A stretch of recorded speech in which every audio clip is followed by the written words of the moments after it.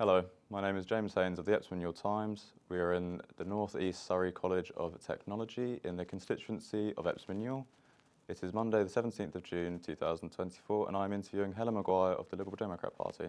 Welcome. My first question, why do you want to be an MP in Epsom Newell? Oh, I want to be an MP because I'm just so frustrated with everything that's been going on in the past few years. And I think we desperately need change. Society's crying out for change after this Conservative government being in power for 14 years. And I think the way that we can realise change is by having good citizens stand up, and get involved in politics. And it's really important to me. And in the same way that I've served my country as I was an officer in the army, I've served my community, I've led charities, and now I want to serve the community of Epsom Newell. And I think we need to bring back some honesty and integrity back into politics. A big issue locally in Epsom Newell is the green belt. Is there a suitable compromise for building more adequate housing whilst protecting the green belt? Absolutely there is, and I think one of the main frustrations that we, the Liberal Democrats, have is that this Conservative government are using old ONS data. So they're using data from 2014 and they should be using data from 2018, and if they were using that, then what we see is that the birth rate is actually going down and that actually in the local plan in Epsom Newell we wouldn't need to build on Greenbelt at all. In the Liberal Democrat manifesto what we have is that a brownfield site first policy, and we want to provide financial incentives for developers to build on brownfield. A big issue for young people especially is this new idea of conscripting in the UK. Do you think that this is wrong to conscript young people into the military? Look, I'm a former army officer, and one of the things that I can say is this Conservative government has cut the armed forces by 10,000 personnel, and that's a complete disaster. And at the moment, the British Army couldn't actually go to war for a long period of time because we just don't have enough people. The army in itself could fit into Wembley Stadium and there'd still be seats spare. Right now what we need to be doing is actually spending money on investing in the professional army and not sending off teenagers to some kind of military training camps at weekends. So we need to get the professional armed forces right, investing back in them and also providing decent housing for them at the moment, because many armed forces personnel are living in houses that have got mould, and we just need to support the professional armed forces personnel that we have. The Liberal Democrat manifesto aims for GP wait times to be down by 7 days or 24 hours if urgent. How soon would Epsom Newell be able to see these changes? Well, I don't have a time plan for that, but obviously, should we be elected into power, then I'm sure that there would be a time frame will be outlined, and it would be as soon as possible. Obviously, we'd have to see how many GPs are already trained and how long it's going to take to train some more, but it's an ambition, and we know that plans don't take immediate effect, but it would take effect as soon as it could. Your party's manifesto also aims to scrap the Rwanda scheme by providing safe and legal routes for asylum seekers. What checks and balances do you believe should be pushed forward to assure this? Safe and legal routes. So as we're doing at the moment, one of the problems that we have is that the Home Office is simply not dealing with asylum seekers properly. So we've said it's not fit for purpose. We need to get rid of the Home Office and we need to establish a new unit that can actually deal with asylum seekers. So in the same way that we look for the same forms of identification and do the same background checks, that needs to happen, but it needs to happen much quicker, 3 months. Having asylum seekers languishing in hotels at the taxpayer's expense for over a year is just simply not good enough. My next question, do you think Brexit has been a success? No, it's been a complete disaster, and I think many people know that, and that's why we as the Liberal Democrats, we want to rebuild our relationship with Europe and long-term to have a view to rejoining the single market. But look, we can see that people are suffering, and young people like yourself, you don't have the same opportunities nowadays to work and study abroad. Businesses are suffering, they can't import and export to the same degree, and our economy is suffering, and it's down 5% GDP since we left Europe. A big global issue is currently Israel and Palestine.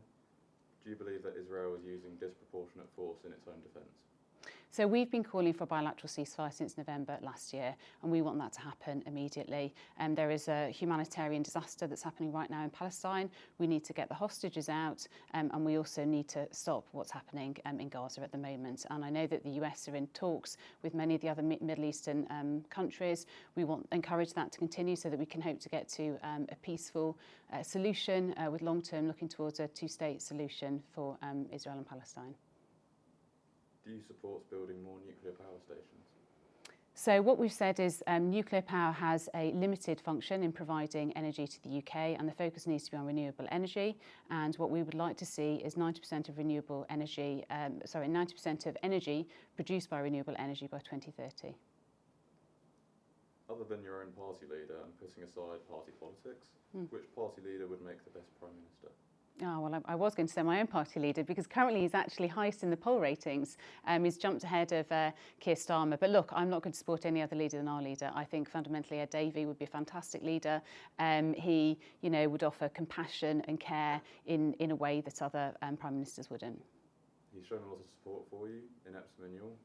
Do you think that you can finally knock off the Conservative seat? Yeah, absolutely. Look, he brought his battle bus to Leatherhead this weekend, and he's going to be coming down again because he knows that we absolutely can win here, and we're fighting to win. And we know that the momentum is with us, and we can get over the line here in Epsom Ewell. But it's going to take everyone to support us, from Labour to Green, and obviously a lot of disaffected Tories are coming our way. So we know we can get over the line, but we're just going to keep fighting and knocking on more doors every single day and putting more leaflets through your doors. So apologies for that, but to get our message out there, that's what we have to do. Going back to your manifesto here, which outlines that small businesses will be helped through cooperation from major banks in creating a local banking sector.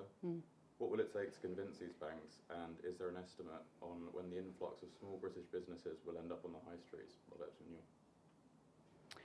So one of the things that you might have seen in our manifesto that we want to do is to review business rates. So we want to transform that into a kind of a commercial landowner levy. And I think that's just going to be a lot fairer and more equitable. And hopefully, if we get something like that through, then we'll actually start to see more businesses on the high street. How will a national body for SEND students ensure more families and students are given the right form of help and education? I think one of the challenges at the moment is that those children with, severe cases of special education, they simply don't get the funding that they need. And at the moment, the onus is put on Surrey. Surrey doesn't have enough money, and the government isn't giving the county council enough money to actually support SEN children. So what we've said is that we want to give the local authorities more money to actually tackle the SEN crisis, which currently is only going in one direction. Do you think the abolition of non-elected peers in the House of Lords is overdue? Yes, absolutely, and that's one of our policies. We want to reform the House of Lords. And for a more local question, do you think Epsom and Ewell is well served by having its council governed by the Residents' Association councillors? Well, look, the local residents have voted in resident association councillors for a very long time. I think we can see from the first draft of the local plan that was produced recently that they're not all necessarily listening to what residents want, and that's why you'll have seen in local elections that it was only the Liberal Democrats that made 2 gains at the local elections last year. So people are looking for change, and the next local elections here aren't for another 3 years, but we'll be fighting hard to try to get greater Liberal Democrat representation on the local council here. Do you think that ULEZ covering all London boroughs is a good idea, and should it be extended to Epsom and Ewell? So I think in theory the policy is a good policy. The challenge has been is that Sadiq Khan, he didn't consult enough, in my mind, with businesses and people, and it was rolled out far too quickly. So the consultation didn't happen, particularly with people who live outside of London, who then have to travel into the London boroughs, and particularly if they're, say, carers and they're on the minimum wage, and now they are having to pay huge fees. Even people who are on the very edges just outside of Chessington. But it's not just that; it was also that the car scrappage scheme, it just simply wasn't enough. So I think the theory was good, the implementation was just very poor, and no, I wouldn't like to see it in Surrey at all. How would you approach the ongoing rail industrial strikes, which have been unresolved since 2022? I think the first thing that we need to do is actually just get everyone around the table. I mean, this government has just literally put its head in the sand about it, and they've refused to actually meet them. So the first thing you need to do is to open a discussion, have a 2-way discussion about it, and really understand what the issues are, so that you can actually find a equitable solution and move forwards. And should the UK be doing more to support Ukraine?